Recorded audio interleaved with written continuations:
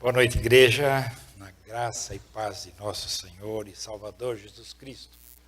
Boa noite também aos irmãos, amigos que nos acompanham pela internet.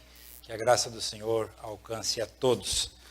Novamente estamos na casa do Senhor para prestar a Ele aquele culto que é devido, que nós realmente temos a alegria e o prazer de aqui estar reunidos para prestar este culto ao Senhor. Vamos orar, convido a igreja que se coloque em pé.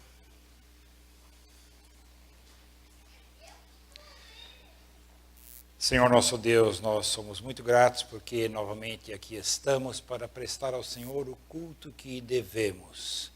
Nós somos gratos porque em segurança nós aqui estamos, o Senhor nos trouxe e nós oramos por aqueles que porventura ainda estão a caminho, ou aqueles que, por algum motivo, não puderam aqui estar presentes, mas que o Senhor os alcance com a tua bênção, tua graça, que o Senhor nos traga uma palavra aos corações, que nós tenhamos realmente aquele recado que o Senhor tem a cada um de nós, que o Senhor esteja abençoando o pregador e que possamos realmente estar aqui dispostos a te servir.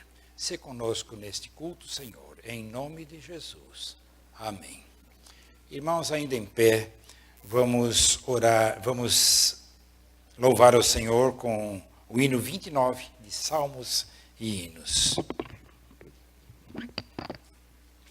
Em seguida, os irmãos permanecerão em pé e nós leremos em conjunto em Apocalipse 2, de 8 a 11.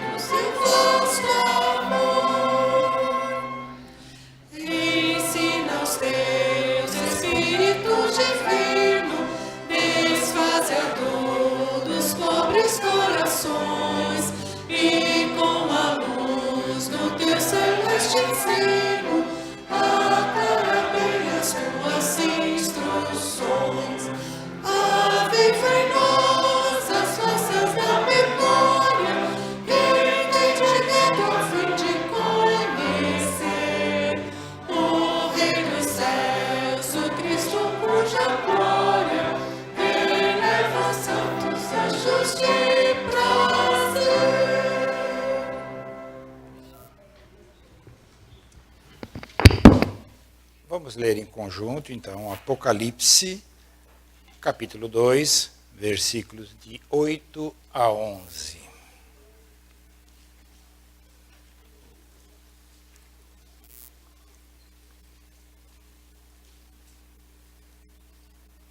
Leiamos. Ao anjo da igreja em Esmirna, em conjunto, todos, por favor. Ao anjo da igreja em Esmirna escreve: estas coisas diz o primeiro e o último, que esteve morto e tornou a viver. Conheço a tua tribulação, a tua pobreza, mas tu és rico, e é a blasfêmia dos que se declaram Deus e não são sem, antes sinagoga de Satanás. Não temas as coisas que tens de sofrer. Eis que o diabo está para lançar em prisão alguns dentre vós, para serem expostos à prova, e tereis tribulação de 10 dias. Sê fiel até a morte, e dar-te-ei a coroa da vida. Quem tem ouvidos, ouça o que o Espírito diz às igrejas. O vencedor de nenhum modo sofrerá. Irmãos, podem sentar-se. Pastor José Carlos nos trará notícias de missões.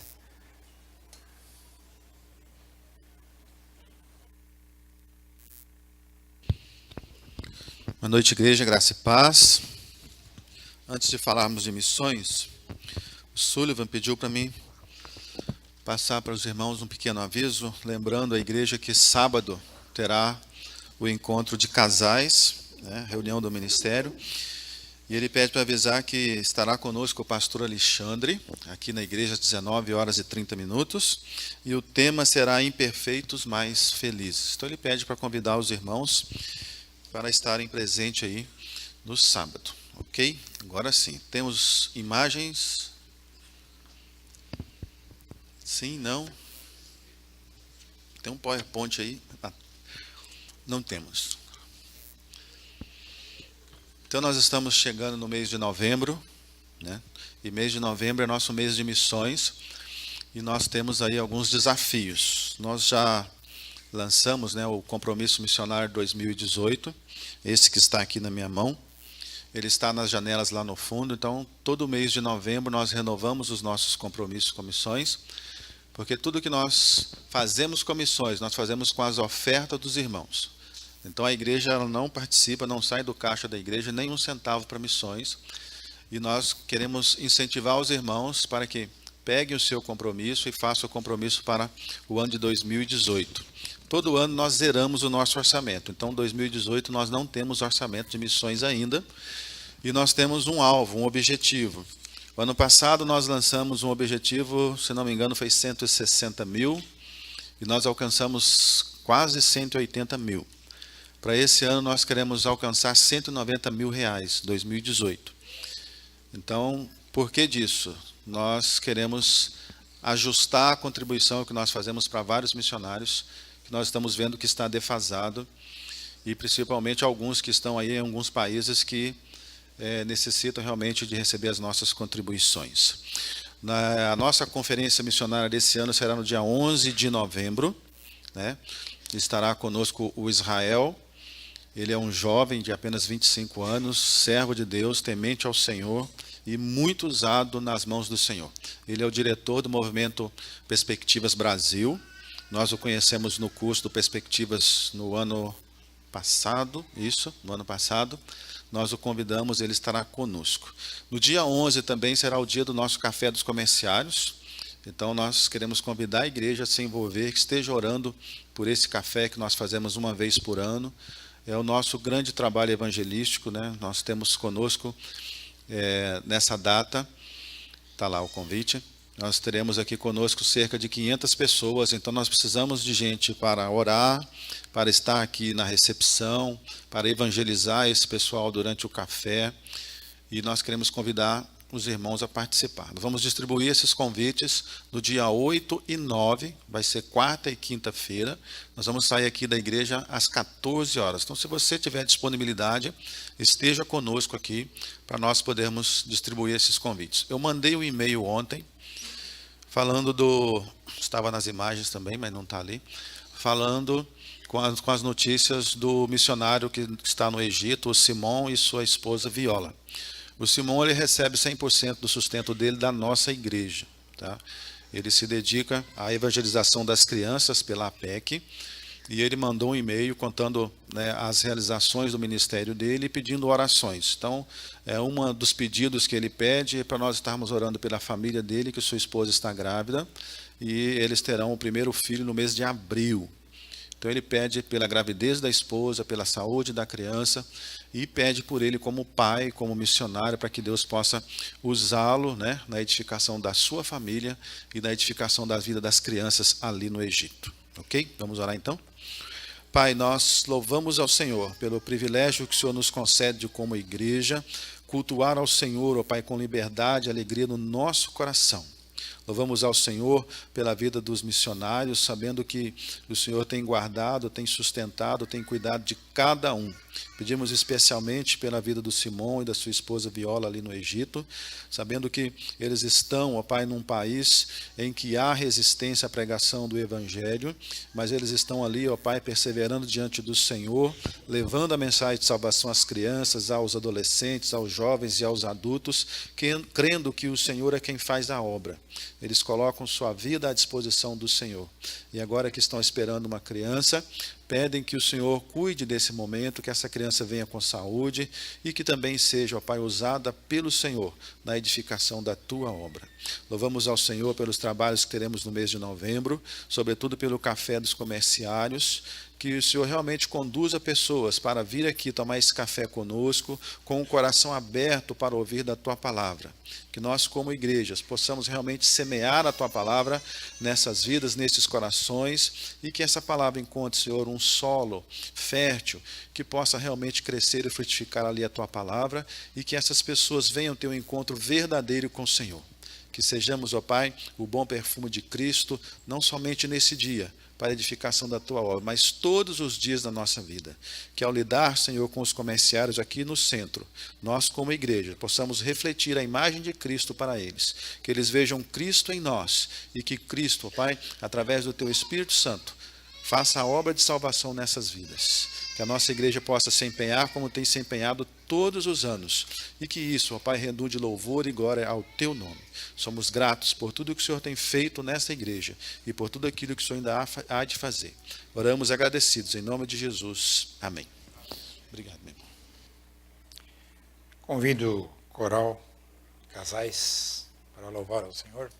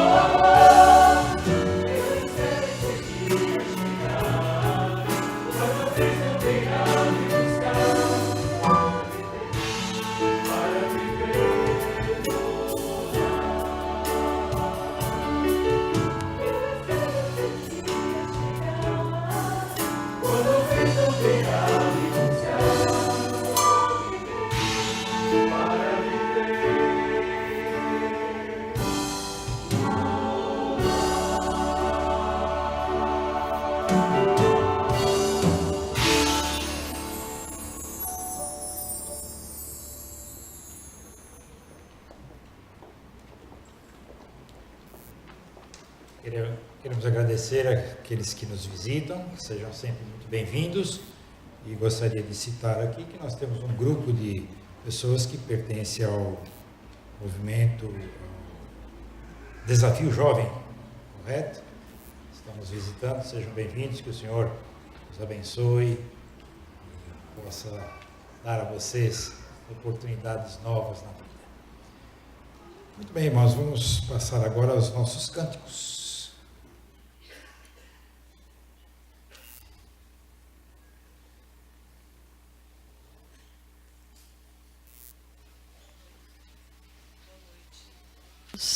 Boa noite. Vamos nos colocar em pé, aqueles que não puderem, sintam-se à vontade para ficar sentado. Vamos louvar ao Senhor.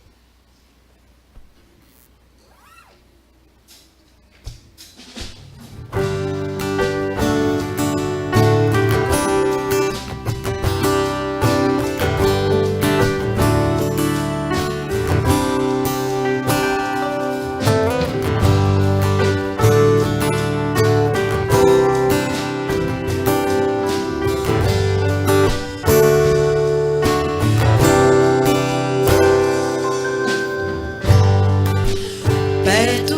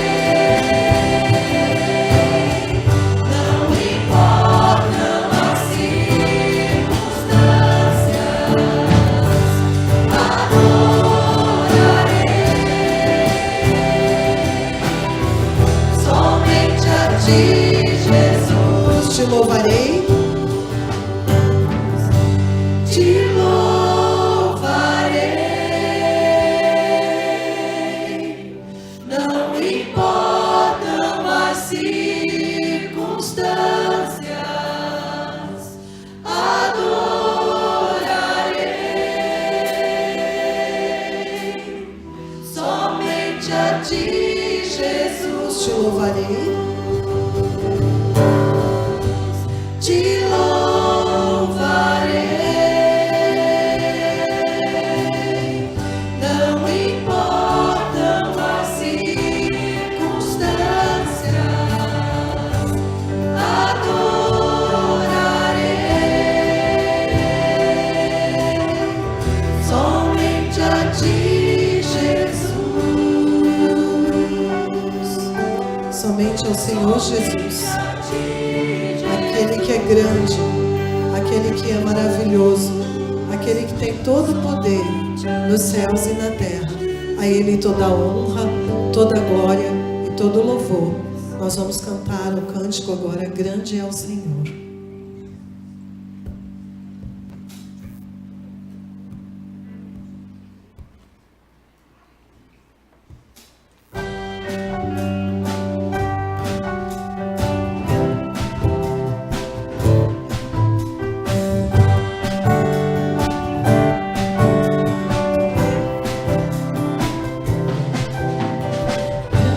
Grande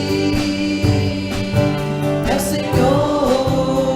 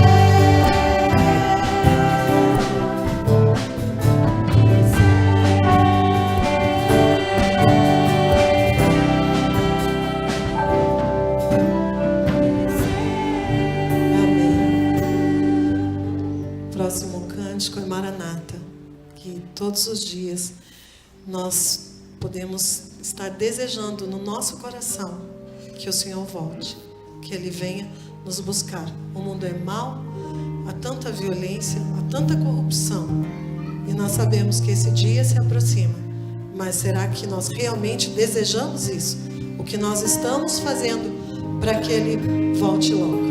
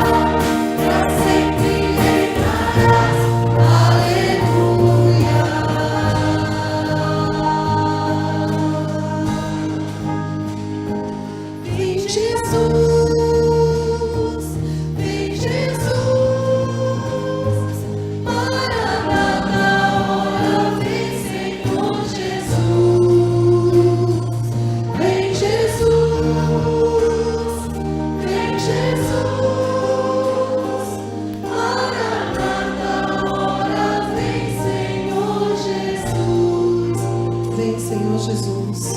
A tua igreja te clama a ti, Senhor. Venha nos buscar. Prepare, Senhor, as nossas vidas, que possamos nos achar dignos de chegar ao teu trono, Senhor, naquele dia. Que nós desejamos ardentemente, ó Deus, esse grande dia. Abençoe os nossos corações neste momento e que vamos receber a tua palavra. Abençoa o pastor Cássio. Sabemos que a tua palavra já está no coração dele. Nos abençoe nesta noite, no nome de Jesus. Amém. A igreja pode ser.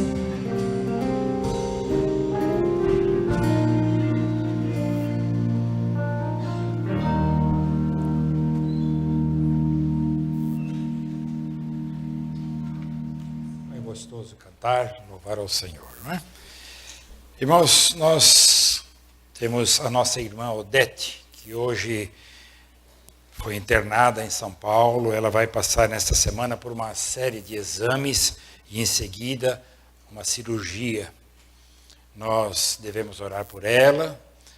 Também queremos orar, já agradecendo também os irmãos que foram participar daquele encontro em Caldas Novas. Vários irmãos da nossa igreja e de muitas igrejas da nossa região foram a Caldas Novas, o encontro de oficiais e também das lideranças femininas, do Mulheres em Ação.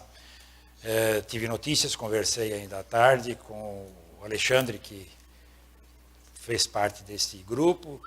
Tudo correu bem, as notícias são muito boas, o pessoal está muito satisfeito com tudo o que aconteceu ali, mas nesse momento eles estão em viagem, estão na estrada. Muitas horas, vão chegar de madrugada aqui a São José.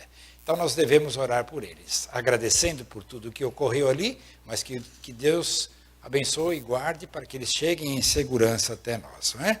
Convido para essa oração o pastor Barnett, que ore pela Odete e também pela viagem dos irmãos que estão retornando a São José.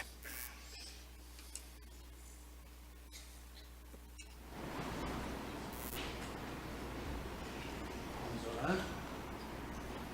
Nós agradecemos a Deus porque Tu és um Deus maravilhoso. Tu és o Deus que tem ouvido as nossas orações em favor da menina Maria. Agradecemos porque, se tudo correr bem, ela deve sair essa semana do hospital. Louvado seja o nome do Senhor. E nós oramos agora em favor da nossa irmã Odete. Agradecemos ao Deus porque Tu tens aberto o caminho para ela e, graças a Deus, ela vai fazer esses vários exames e, se for tudo bem, ela possa ver a cirurgia no fim da semana. Só Deus, sei com ela, com seu marido Billy, Tu possas dar muito paz ao coração deles. Agradecemos ao Deus pelos encontros dos adolescentes aqui em Jaqueria, as bênçãos que os nossos adolescentes e jovens receberam. Sim. E agradecemos agora pelos encontros dos oficiais e das mulheres lá em Goiás. E oramos por eles agora, voltando de ônibus, nessas estradas tão perigosas. Pedimos ao Deus, Tu possas trazê-los em paz, Tu possas abençoá-los na viagem e que amanhã chegue bem para estar de novo conosco. Aceita a nossa gratidão, em nome de Jesus. Amém. As crianças podem se dirigir para o seu culto. Direto ao culto, nós temos o culto infantil, todas as crianças podem se dirigir direto para lá.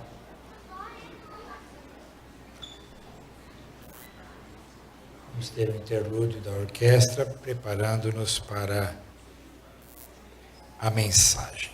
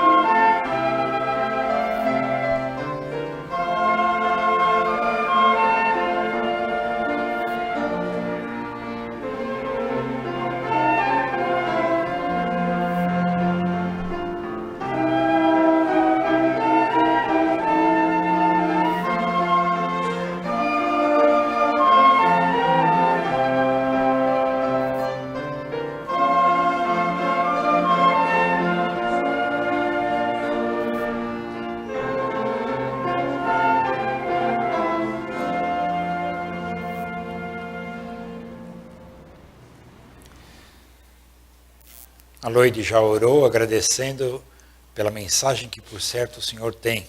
Hoje nós temos pastor Acácio, por favor, pastor. Pastor Acácio Alencar está conosco e nos trará o recado do Senhor. Por favor, pastor.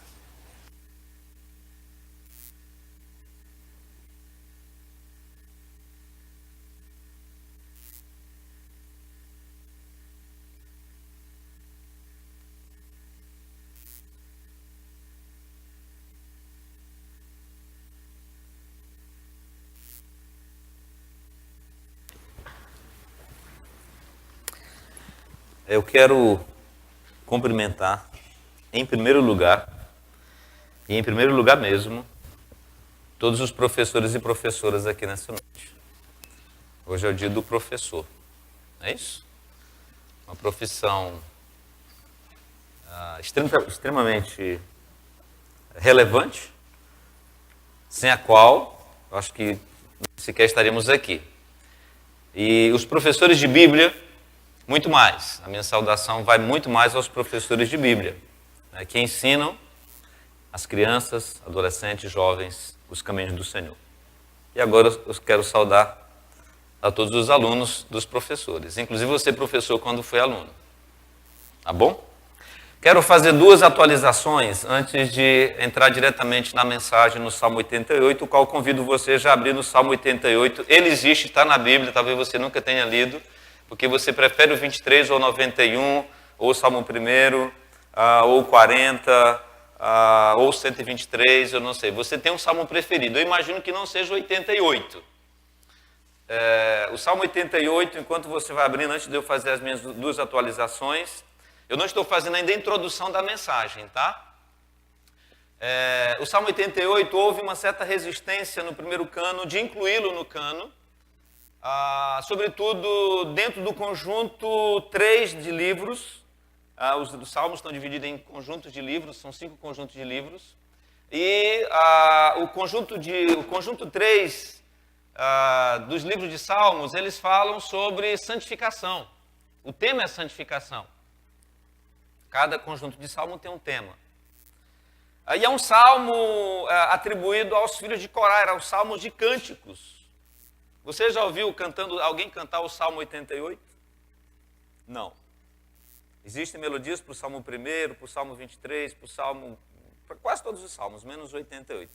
Mas abre aí no Salmo 88, enquanto você já quiser dando uma olhadinha aí, para se segurar no banco, deixa eu fazer duas atualizações. Primeiro, a última vez que eu estive aqui, me parece que foi exatamente em novembro do ano passado, no culto de missões. Me corrija aí, Zé Carlos, pastor Zé Carlos. Foi no ano passado, mas eu não estou nessa época. E eu dei duas instruções para a igreja. Uma, que a gente estava... a gente tinha acolhido os remanescentes fiéis de Pindamonhangaba. Estavam lá com um pequeno grupo, etc, etc. Os meses se passaram, né? Quase um ano se passou, e a gente entendeu da parte de Deus deixar o Ministério Pastoral em Taubaté, ao completar 13 anos em janeiro, e a partir então do ano que vem nos dedicarmos 100%, integralmente, à plantação ou replantação da Igreja Cristã Evangélica em Pindamonhangaba, iniciado por esta igreja local. Tá bom? Então, já apelo que os irmãos orem por nós. Não é uma transição fácil, não é uma decisão fácil, né? Mas essa é a vocação a qual o Senhor nos incumbiu, né, de plantar igrejas, e enquanto aqui na região, vamos então para a terceira nesses últimos 18 anos. Tá bom? Então, ore por mim. A segunda atualização que eu quero fazer é com relação ao projeto do Piauí. Nós tínhamos iniciado, depois de abrir alguns poços artesianos, nós começamos a construção de um prédio lá, de um prédio multifuncional. Na verdade, um octógono, né? Não tem pancada lá dentro, não, né? Mas é um sistema, né, onde o pessoal fica nas arquibancadas, tal, bem bacana. Não sei se alguém teve a oportunidade de ver o vídeo. Enfim, esse ano nós concluímos o projeto lá, né, da construção. Deixamos um pastor lá, pastor Paulo Miqueias. Meus irmãos, cada mês que eu recebo a notícia dele lá, só aumenta mais a alegria e a satisfação de um dever cumprido, né? Para os irmãos terem ideia, o último culto agora, tiveram 50 crianças lá no Dia das Crianças, usando o prédio. O Sr. Zé Carlos teve uma equipe lá em julho, ainda não estava acabado o prédio, mas ele levou uma equipe, alguns irmãos, eu imagino, estiveram lá, aqui dessa igreja, né? Aquele prédio está concluído e ficou muito bacana a construção para a glória do Senhor. Tá bom? Então nós concluímos a missão que nós nos propomos a fazer lá no sertão do Piauí. Naquilo que nós chamamos de primeira fase, né? Porque missão nunca para. Né? Para o ano que vem, há um desafio de abrir um outro posto numa comunidade, numa região muito carente. Tá certo? Então os desafios continuam. Mas agora a igreja lá está indo de vento em popa, né? Com a bênção do Senhor. O pastor Paulo muito bem preparado e tem realmente feito um trabalho bastante relevante para a glória do Senhor naquela comunidade de quilombolas. Agora, quem tem medo, quem não gosta de um lugar assim mais sofrível, de falar que você já tem um lugar, né, para tomar banho, para dormir, dormir talvez nem tanto, né, mas tem um lugar para fazer refeição bacana, etc. Tudo bem? São 20 horas e 6 minutos. Até que horas vai o culto? Ok. Gente, eu preciso de no mínimo, minimório, 40 minutos. Tá bom? Só no mínimo, mas vocês vão ver que vai passar assim voando. Eu não prometo que vou ficar nos 40. Pode ser que eu estoure aí para os 50, 60, tudo bem? Alguém tem um compromisso muito sério depois das 21 horas? Se tiver, pode sair, tá? Não tem problema. Tá bom? Salmo 88, vamos ficar em pé, depois vocês vão ficar uns 40 minutos sentados. Então, aqueles que puderem ficar de pé, por favor, vamos fazer a leitura do Salmo 88 com as observações que já foram feitas nesse salmo. O Salmo 88 é um salmo de Emã. É o único salmo desse sujeito, dessa pessoa, desse homem, Ezraíta. E ele começa o salmo dele dizendo o seguinte: ó Senhor, Deus da minha salvação, dia e noite clamo a Ti, clamo diante de Ti. Chegue à Tua presença a minha oração, inclina os ouvidos ao meu clamor, pois a minha alma está farta de males e a minha vida já se abeira à morte. Sou contados com os que baixam a cova, sou como um homem sem força, atirado entre os mortos, como os feridos de morte que jazem na sepultura, dos quais já não te lembras. São desamparados de tuas mãos. Puseste-me na mais profunda cova, nos lugares tenebrosos, nos abismos. Sobre mim pesa a tua ira. Tu me abates com todas as tuas ondas. Apartaste de mim os meus conhecidos e me fizeste objeto de abominação para com eles. Estou preso e não vejo como sair. Os meus olhos desfalecem de aflição, dia após dia. Venho clamando a Ti, Senhor, e Te levanto as minhas mãos. Mostrarás tu prodígios aos mortos, ou os finados se levantarão para Te louvar? Será referida a Tua bondade na sepultura, a Tua fidelidade nos abismos? Acaso nas trevas se manifestam as Tuas maravilhas e a Tua justiça na terra do esquecimento? Mas eu, Senhor, clamo a Ti por socorro. E antemanhã já se antecipa de Ti a minha oração. Por que rejeitas, Senhor, a minha alma e ocultas de mim o rosto? Ando aflito e prestes a expirar desde moço. Sob o peso dos Teus terrores estou orientado. Por sobre mim iras, os Teus terrores deram cabo de mim, eles me rodeiam como água de contínuo. A um tempo me circundam. Para longe de mim afastaste amigo e companheiro, e os meus conhecidos são trevas. Ou estou cercado de trevas, em alguma outra versão. Que Deus abençoe a sua palavra, porque o Salmo 88 é a palavra de Deus, está na Bíblia, em nossos corações. Amém? Pode sentar. Nós já oramos e vamos então a esse salmo. Por que o Salmo 88? Pregar hoje aqui. Porque eu tenho, nesse último ano, no Ministério Pastoral em Taubaté, feito exposição dos salmos didáticos, né? Ou salmos de sabedoria, os dois. Né? E o Salmo 88 está classificado como salmo didático. Eu espero que você tenha aprendido já alguma coisa na leitura, tá bom?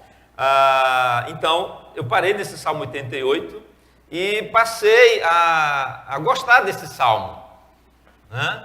Até porque, da agora para frente, eu vou me identificar cada vez mais com esse personagem Emã, que era uma pessoa idosa, né? E tinha um sofrimento por talvez uma questão de saúde desde a juventude. Vou falar um pouquinho mais sobre lá na frente. Primeiro, nós vamos falar desse tema, fidelidade condicional nesse salmo. Eu gostei bastante da liturgia, dos cânticos, né, que também trabalharam um pouco dessa linha. E eu quero pensar com os irmãos nessa noite essa grande ideia.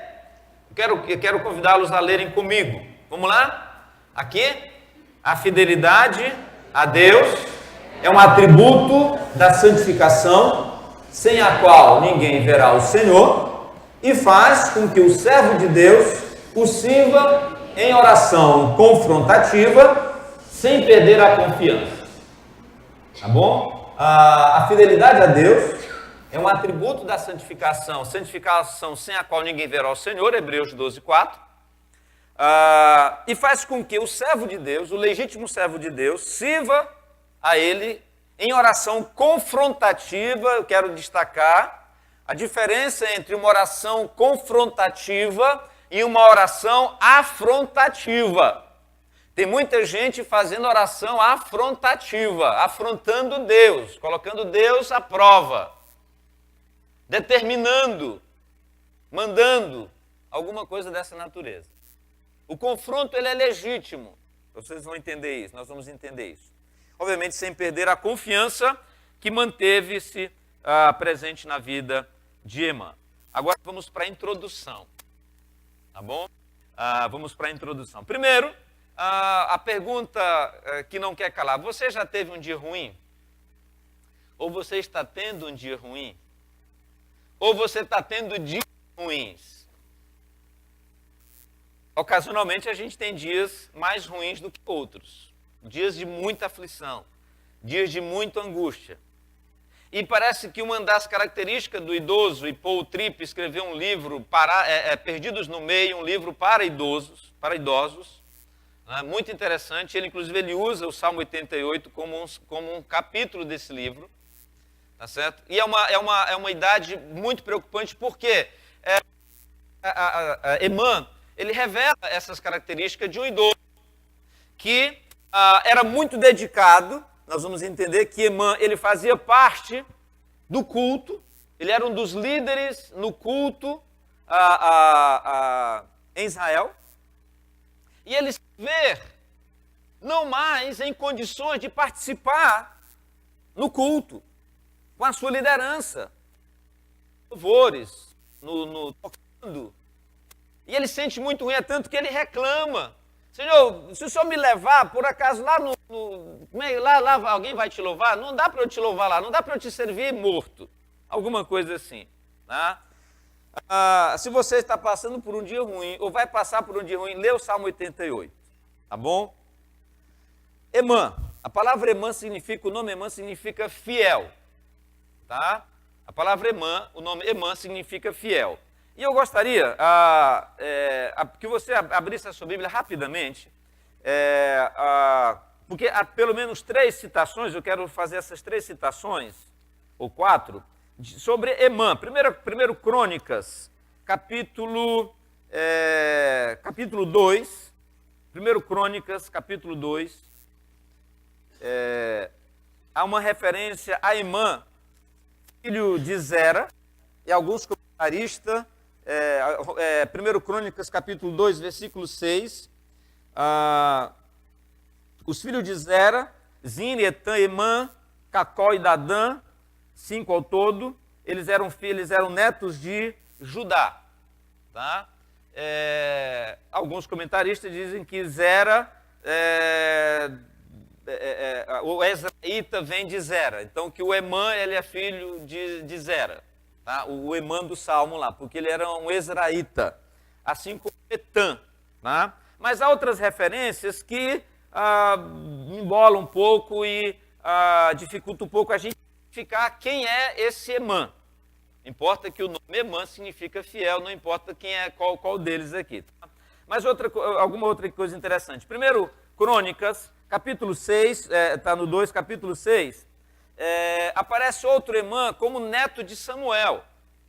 Na montagem, na composição dos cantores, dos levitas, no versículo 33, são estes os que serviam com seus filhos, os filhos dos coatitas, Emã, o cantor, filho de Joel, filho de Samuel, por aí vai, até a filho de Levi, filho de Israel. Aí já choca um pouco entre o Emã, filho de Zera, e esse Emã. E há uma outra referência, bem interessante, lá em 1 Crônicas 25, é só passar um pouco mais para frente, você vai lá, 25:5, todos estes foram filhos de Emã. 1 Crônicas 25:5. Todos estes foram filhos de Emã, o vidente do rei, e cujo poder Deus exaltou segundo as suas promessas, dando-lhes 14 filhos e 3 filhas. Esse aqui era cearense. Assim, né? Nada contra o pastor Valdenberg. Que é cearense, mas é maranhense. Esse Emã, ele é citado em 1 Reis, capítulo 25, versículo 5, comparando, ele sendo comparado com Salomão. 1 Reis, capítulo 5, capítulo 4, versículo 31 diz: era mais sábio do que todos os homens, Salomão, né? Era mais sábio do que todos os homens, mais sábio do que Etã, Ezraíta, né? E Emã, Cacol, Darda, filhos de Maol. Agora, o curioso é que, por exemplo, filho de Maol não é uma pessoa. Maol é uma referência ao que eles faziam, ou seja, eles eram os filhos da dança. Eles também dançavam, né? Aquele estilo lá, quando Davi entrou lá com a arca, ele dançava tal. Só Maol, então, não é uma pessoa. Anote aí isso na sua Bíblia. Ok?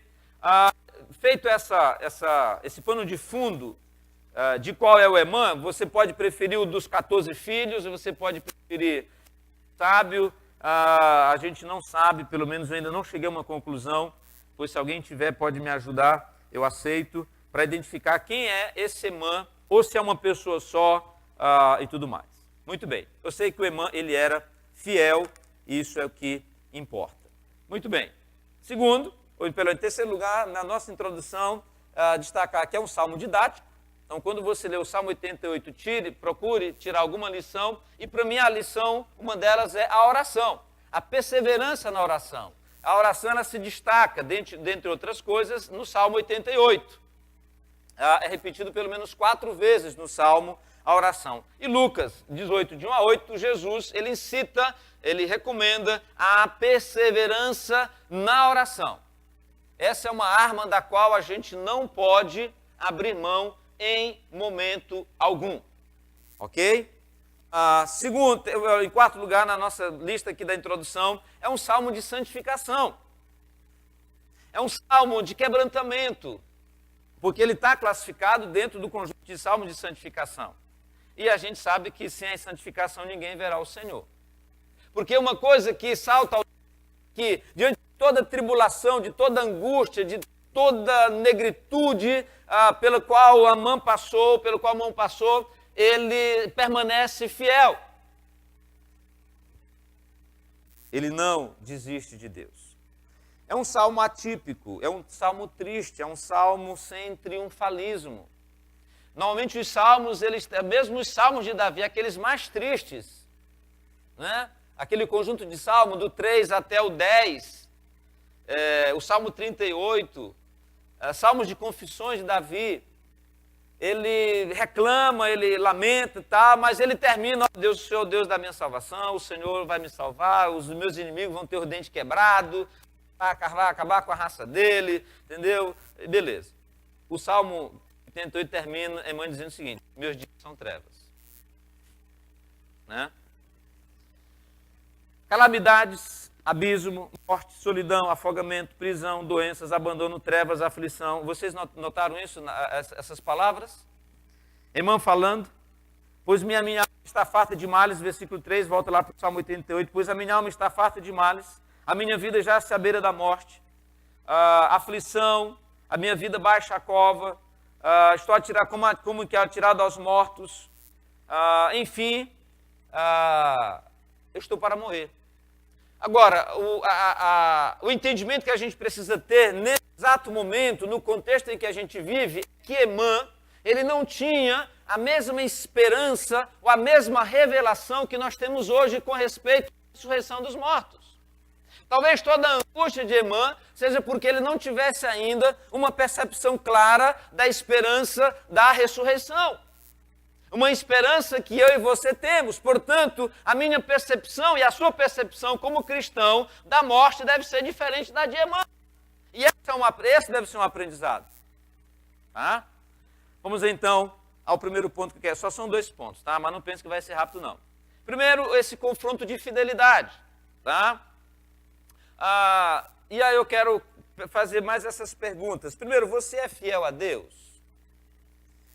Até que ponto você é fiel a Deus? Porque as pessoas, elas dizem que são fiéis a Deus, porém elas estabelecem, elas colocam algumas condições, desde que o Senhor me abençoe, desde que o Senhor me dê importado, desde que me faça ter 3 empresas, desde que o Senhor me dê o namorado preferido, a namorada preferida, e meus filhos sejam todos educadinhos, bacaninhos e tal. Esse eu vou ser fiel ao Senhor, do contrário, eu vou procurar outro Deus. Essa é o normal da natureza humana. Quais são as suas condições para ser fiel a Deus? Tem pessoas que estão colocando condições. Emmanuel, nós já falamos, ele é fiel, em termos de significado, fiel. E ele é fiel por quê? Porque o versículo 1 talvez seja o versículo mais importante desse salmo. Olha só o versículo 1. Ó Senhor, Deus da minha salvação, dia e noite clamo a ti. O versículo 1 desse salmo poderia ser o versículo 19. Não existe o versículo 19 no Salmo 88.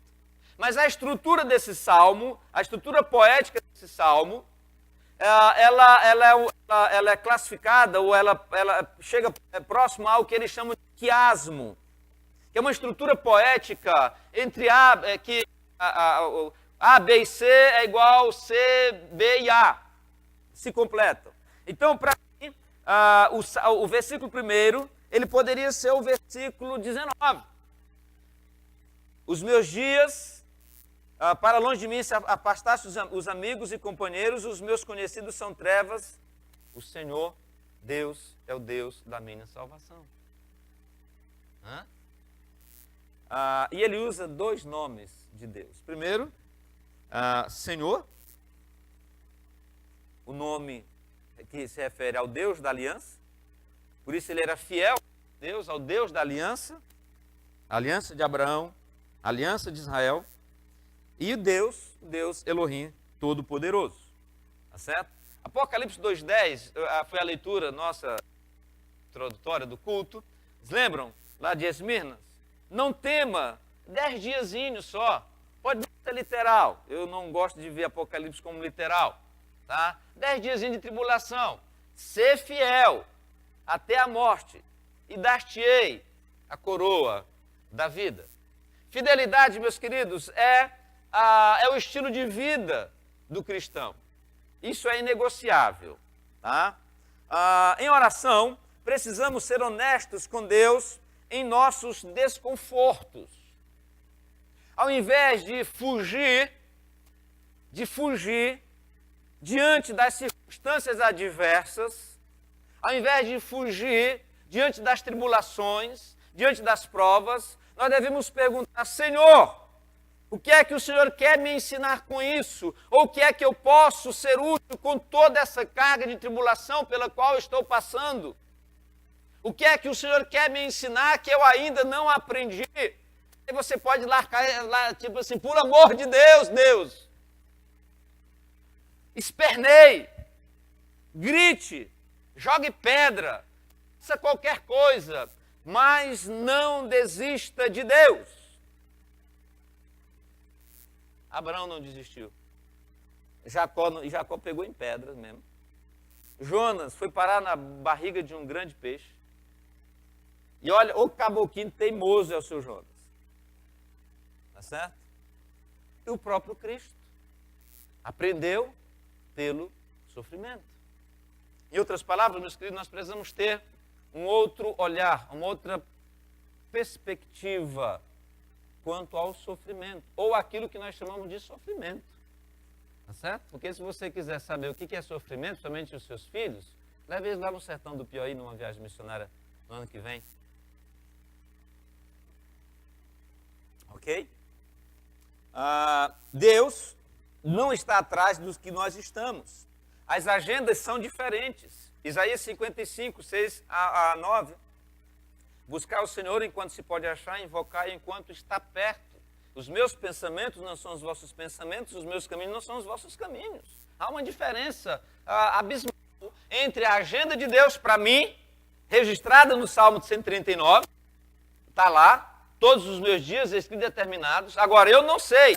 Aí eu preciso ler o Salmo 25, 14. A intimidade do Senhor é para quem? É para aqueles que o buscam, a quem Ele revela a sua aliança. Você quer saber a vontade de Deus para a sua vida? Se dedique à oração, no seu quarto secreto. E seu Pai que está em secreto te responderá. Agora, o problema é que você só vai para o quarto secreto e quando vai? Quando a coisa, a chapa está quente, quando o negócio já, o pé do frango azedou, o leite derramou, foi para o brejo e aí, tá certo? Você não consegue ouvir mais ninguém, mais nada. Aí você vai ouvir Deus, que tem um modo todo especial, todo próprio, de falar conosco, de preferência no silêncio. Jeremias 29, 11, a carta que para o povo. Eu é que sei que pensamento tenho a vosso respeito. Os profetas na Babilônia. Eu é que sei que pensamento tenho a vosso respeito, pensamento de paz. Emã estava no seu sofrimento, na sua angústia, era real. Embora os salmos, meus irmãos, eles sejam poéticos, mas há um pano de fundo histórico legítimo por trás de cada salmo, talvez com uma ou outra exceção. Ok? Era real. Entenda que a agenda de Deus é diferente da sua agenda. Tente ao máximo adequar, portanto, a sua agenda à agenda de Deus. E isso está muito na oração ensinada por Jesus aos seus discípulos. Seja feita, seja feita, seja feita. Vamos, todo mundo, seja feita. Sabe qual que é uma das maiores crises nossas? É uma crise de confronto de vontade. Eu quero que a minha vontade prevaleça sobre a vontade da minha esposa. Eu quero que a minha vontade prevaleça sobre a vontade dos meus filhos adolescentes. Só tenho um, Jabes. Eu quero que a minha vontade prevaleça sobre a vontade dos irmãos da igreja. Eu quero que a minha vontade prevaleça sobre a vontade do motorista que está à minha frente na adulta atrapalhando o trânsito para eu chegar atrasado na igreja. Claro que eu chego atrasado. Tá certo? Eu quero que a minha vontade prevaleça, inclusive sobre a de Deus. Essa é talvez a nossa maior crise existencial. E Deus, na sua soberania, na sua infinita misericórdia e graça, mantém a sua vontade inegociável. Porque na oração, meu querido, não sei se você já ouviu isso, na oração, a oração não muda o coração de Deus. A oração é para mudar o seu coração. A oração não é para mudar a vontade de Deus. A oração é para adequar a sua vontade à vontade de Deus. Primeiro, para você conhecer a vontade de Deus e depois se submeter a ela. Deus levou Emã a viver aquelas condições.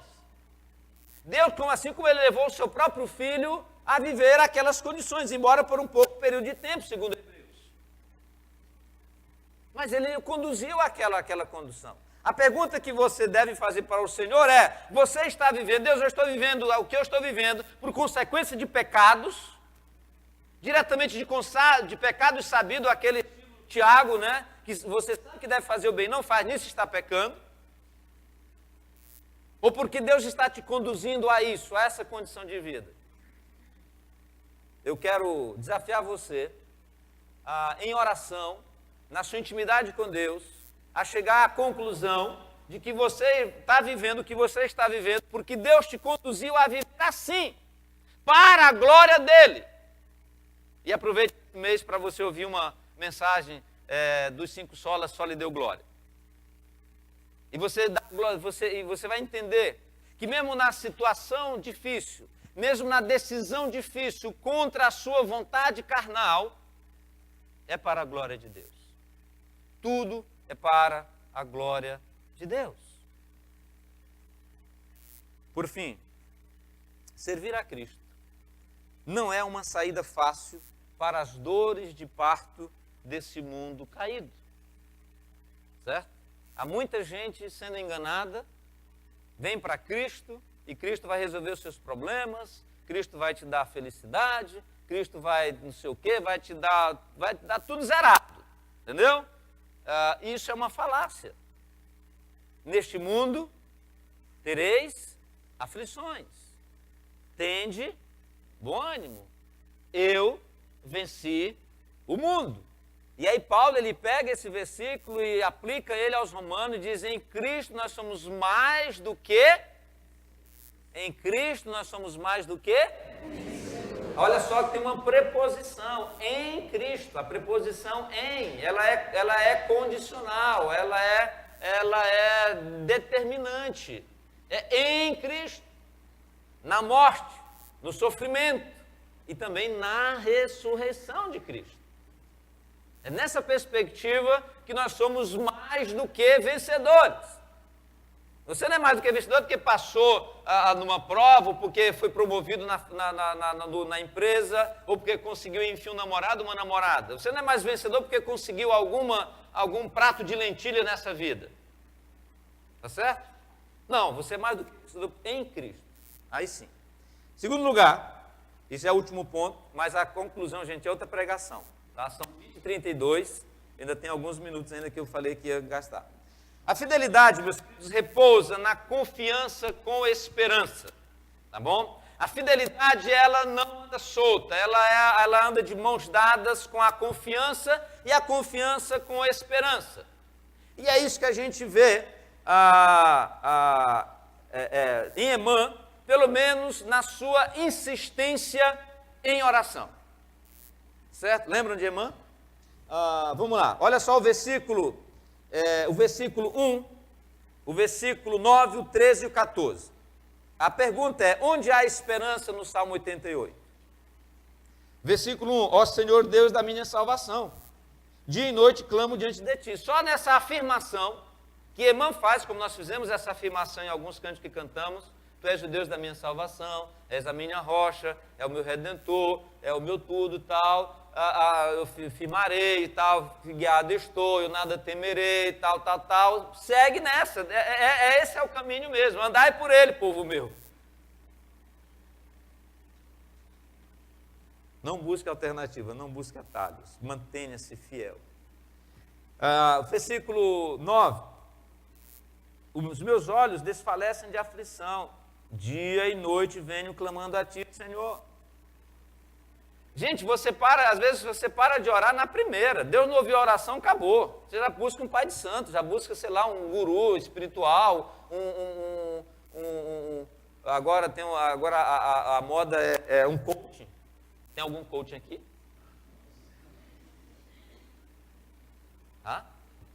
O coaching. O coaching resolve todos os problemas, gente, menos o dele. Tem algum coaching aqui? Depois não me pegue lá fora, viu? Por favor.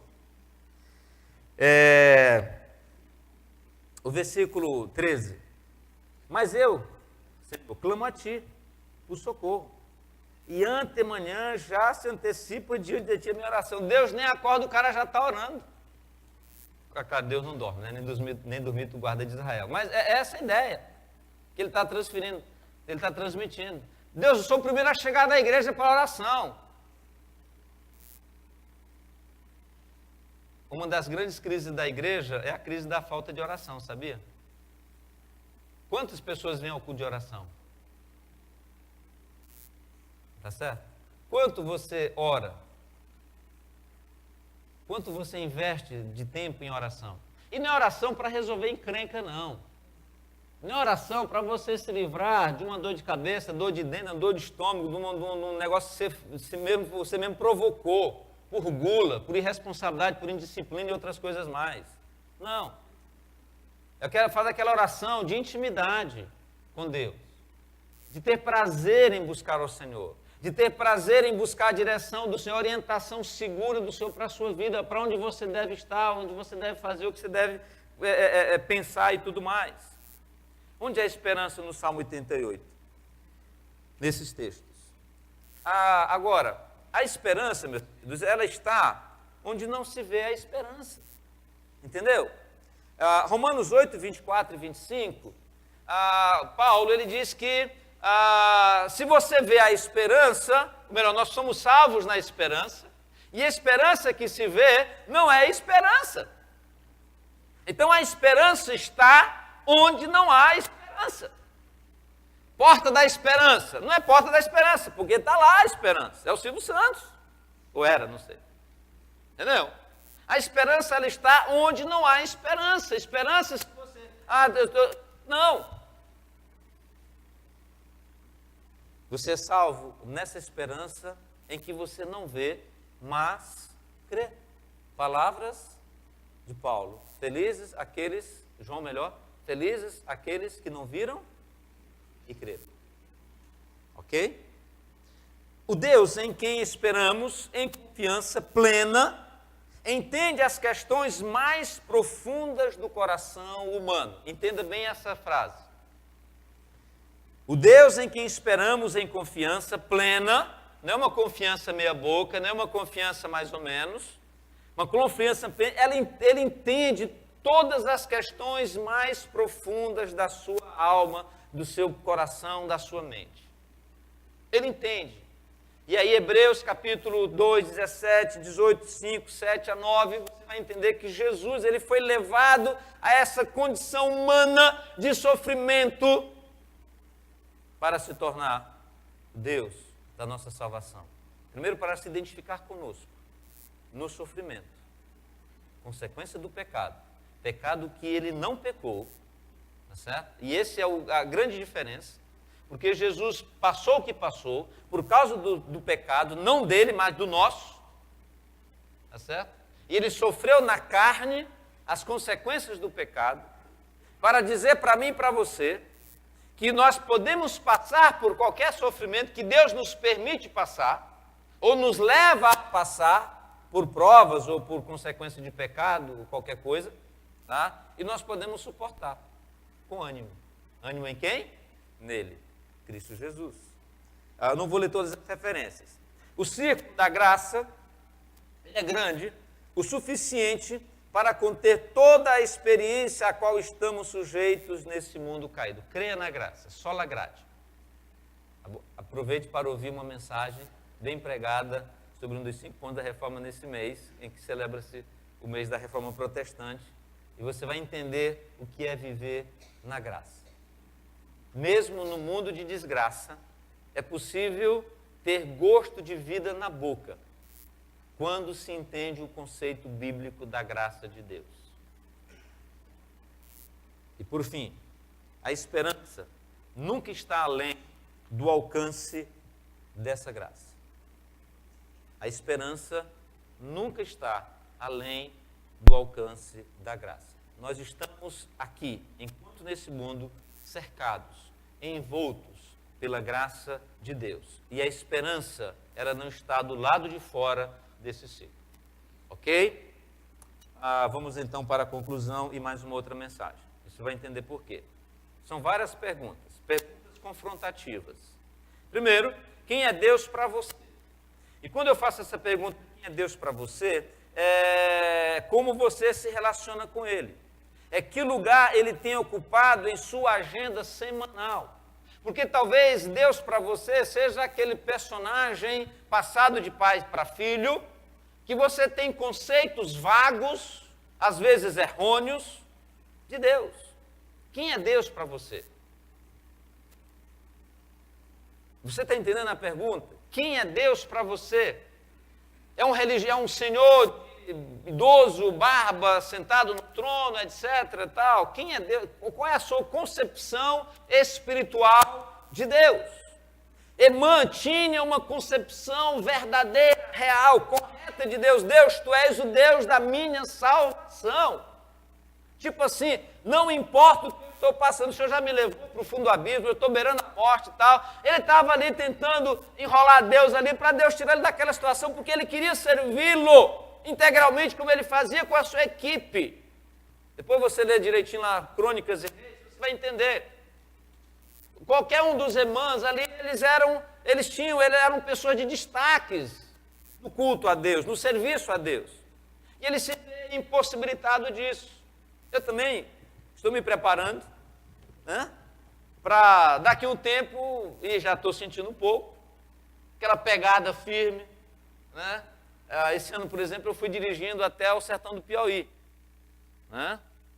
Animadaço toda a vida. 6.314 quilômetros de volta. Bacana e tal. Do ano que vem ainda estou querendo ir de novo. Mas vai ter um tempo que eu não vou poder mais. Então tem que aproveitar agora. E por aí vai. Segundo, você sente que sua vida está sendo conduzida por Deus? Assim, honestamente, você sente que o que está prevalecendo na sua vida é a ação, é a direção de Deus, é a vontade de Deus? E aí uma pergunta mais crítica é: Deus, Deus, já te levou a Cristo? Eu tenho me incomodado com essas referências de João 6, 37, 39, 44, 65, 10, 28, 29, 17, 6, 9, 24. Depois você lê, não sei se esse material vai chegar até você. Jesus está dizendo o seguinte para o seu discípulo: todo aquele que o Pai me dá, esse vem a mim. O que vem a mim, de maneira alguma lançarei fora. Ninguém vem a mim se o Pai não me der. Vocês só vieram a mim porque o Pai me deu. Ninguém vem a mim se o Pai não me der. Então é Deus que nos elege, e aí a doutrina da eleição, mês de outubro, é Deus que elege o seu povo, os seus eleitos, e Ele elegeu e levou-os a Cristo. Do contrário, eles não iriam a Cristo. Isso parece que fica muito claro nos diálogos de Jesus com os seus discípulos. Um outro exemplo é em Mateus 18. O que dizem as pessoas quem eu sou? Ele pergunta para os seus discípulos, e a turma lá, né? É o Messias, é João Batista e tal. Aí Pedrão: não, Senhor, tu és o Filho de Deus.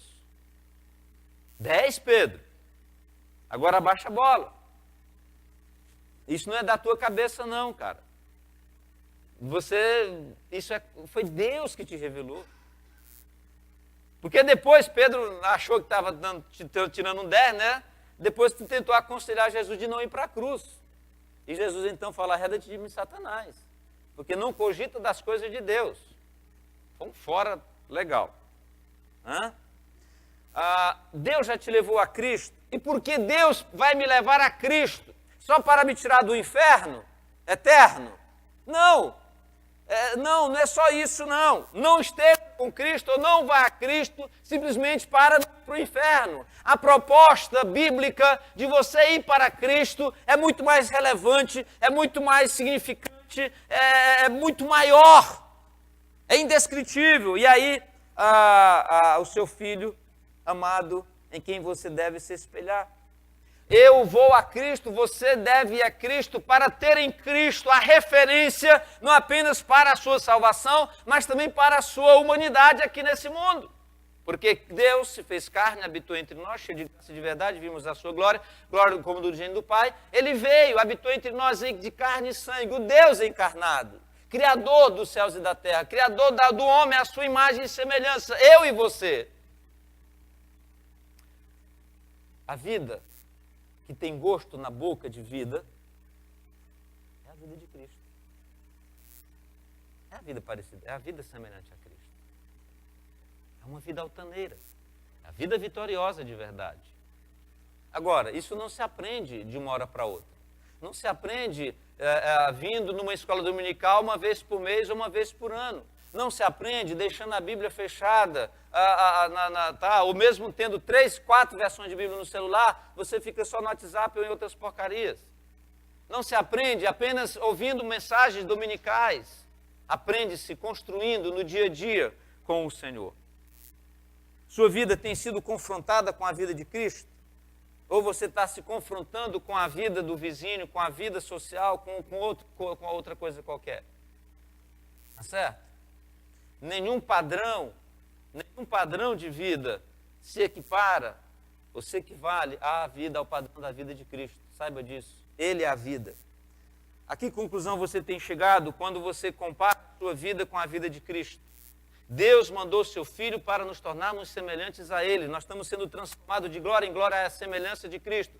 Na eternidade nós veremos sim, face a face, aquilo que nós somos. Agora nós temos apenas um lampejo, mas mesmo sendo um lampejo, é o melhor que tem para a vida enquanto aqui nesse mundo mal. Estou terminando. Você se considera uma pessoa fiel e cheia de esperança? Como você tem demonstrado essa fidelidade? Dando dízimo e oferta missionária? Vindo à igreja, chegando na hora do culto? Participando do coro, tendo algum ministério? Como é que você tem demonstrado essa sua fidelidade? E na hora da tribulação, como é que você faz? Para quem você corre? Para quem você corre na hora do desespero? Gente, é aquela coisa mais significante, mais insignificante possível. Já bate um fio para o pastorzão. Pastorzão, e é o mesmo problema. Há anos. Entendeu? Como se o pastor fosse Deus para resolver o problema do sujeito. Meu irmão, busca o pastor sim, ligue. Busca outro irmão, isso é bíblico. Mas você já buscou Deus? Como se deve ser buscado? Entendeu? Nós temos recursos, meus queridos, nós temos recursos que a gente desconhece. Nós temos recursos à nossa disposição, 0800, de graça, barato. Você não paga nada. Para você ter a melhor qualidade de vida. Se quiserdes e me ouvirdes, comereis o melhor dessa terra. Isaías 1,19. Agora, as condições quem estabelece não é o pregador. As condições quem estabelece não é você. As condições quem estabelece é Deus. E talvez você vai chegar à conclusão que Paulo chegou. A tua graça me basta. A tua graça me basta, pois o poder se aperfeiçoa na fraqueza. Tá certo? Finalmente, agora é finalmente mesmo. A soberania de Deus, ela não anula a responsabilidade humana de você e eu nos mantermos fiéis, em qualquer circunstância. Deus é soberano, certo? Deus é soberano. Ah, pastor, mas não sei o quê, Deus é soberano. A resposta básica é, Deus é soberano. Ah, mas fulano, mas beltrano, mas isso, porque não sei o quê, porque vai... Deus é soberano. Isso não anula a sua responsabilidade. E também a soberania de Deus não se frustra diante da sua irresponsabilidade. Também saiba disso. Deus vai continuar sendo soberano. Você sendo irresponsável ou responsável. De preferência, sendo responsável em fidelidade. E o que eu percebo em Emã é exatamente essa figura. Porque ele persevera na oração. Dia e noite, eu clamo a ti, Senhor. Minha alma já beira a morte, estou cercado de trevas, mas amanhece o dia eu estou orando, anoitece eu estou orando, eu não desisto do Senhor, porque tu és o Deus da minha salvação. Isso me lembra, dentre tantas outras referências, a de João 66, né, quando Jesus, naquele discurso intragável, né, que eles falam, Jesus fala, vocês vão comer a minha carne e tal, aquela coisa meio canibalesca, turma, certo? E Jesus, cadê? Só ficaram vocês? Vocês não querem ir embora também? E aí Pedro, mais uma vez, tirando um 10, né? Ele fala, Senhor, para que só tu tens as palavras da vida e da vida eterna. Vamos orar? Feche os seus olhos. Obrigado, Senhor, porque a tua palavra é palavra de vida.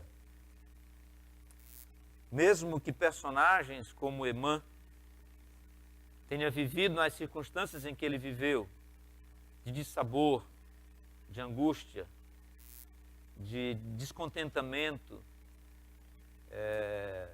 mas ele declarou em ti o Deus da sua salvação. Deus, que cada vida aqui nessa noite, aqueles que estão ouvindo em outros lugares, possam confessar a ti, Senhor.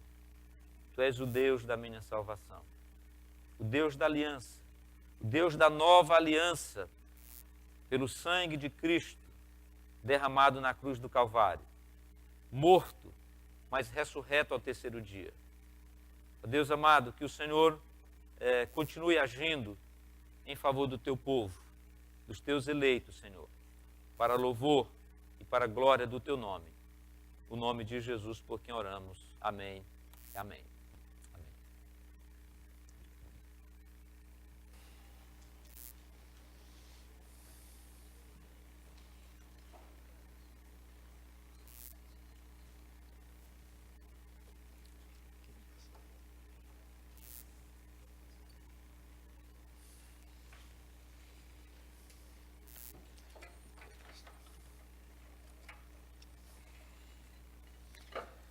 Convido a igreja para louvar ao Senhor com o hino 450 de Salmos e Hinos.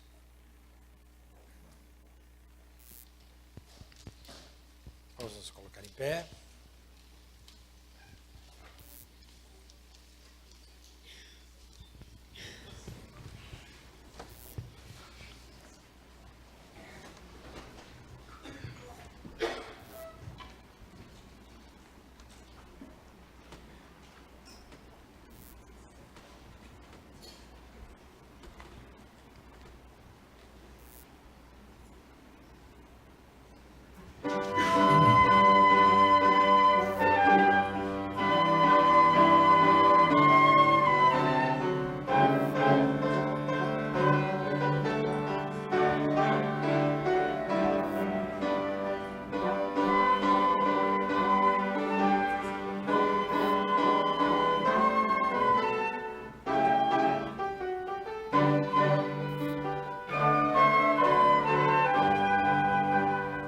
Sempre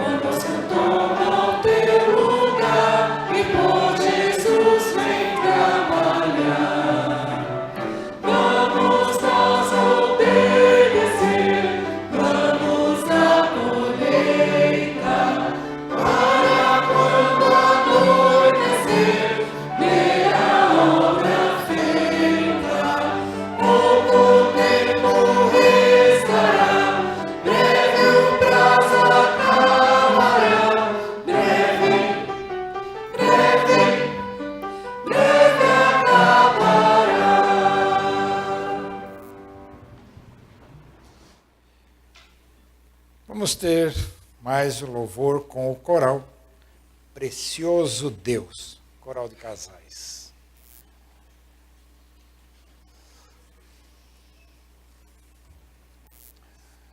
Ao final, o senhor quer ficar na porta, cumprimentando, quer que anuncie? Fica...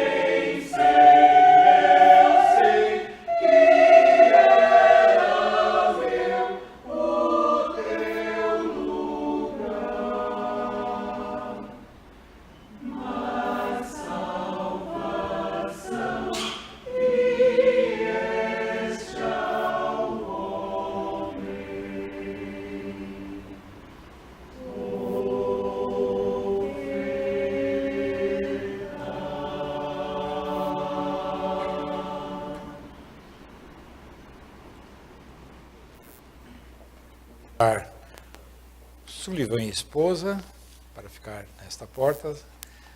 Pastor Barnett e esposa na porta central, e eu estarei com o pastor na porta da praça. Vamos receber a bênção. Nós queremos agradecer ao pastor por estar aqui conosco. Nossa igreja se sente muito honrada. Vamos receber a bênção do Senhor, por favor. Eu me sinto honrado em poder servir os irmãos, né, com a mensagem do Senhor. Agradeço em nome do presbítero Zé Carlos, que me estendeu o convite. Né? Sei que ele está em viagem, mas transmito o meu abraço. Vamos à oração final. Que o nosso ser, Senhor, expresse glórias e louvores ao Teu nome durante essa semana, durante o restante desse mês e por toda a nossa existência aqui nesse mundo. E que a doce e maravilhosa graça do nosso Senhor e Salvador Jesus Cristo, o amor eterno e sempre terno do nosso Deus e Pai, e a doce comunhão e presente consolação do Espírito Santo do Senhor continue conosco todos os dias da nossa vida, e que seja assim com os nossos irmãos, espalhados por toda a face da terra. Amém e amém. Amém. Deus os abençoe.